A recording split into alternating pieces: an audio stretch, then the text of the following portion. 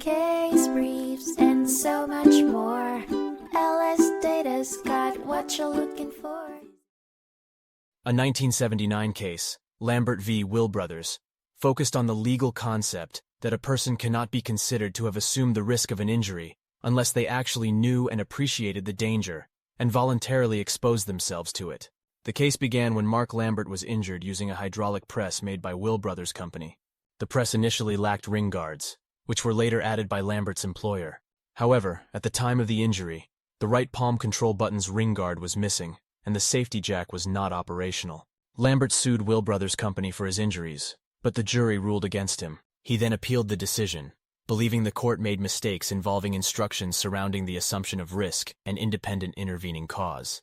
The court found that the trial court had indeed erred in instructing the jury on assumption of risk due to insufficient evidence. The plaintiff's carelessness was found to be related only to contributory negligence and comparative fault. Although the court did not address the intervening cause, it suggested relevant instruction if warranted.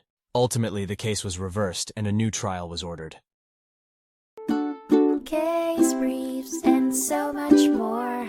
LSData's got what you're looking for. Visit lsd.law, elevate your mind.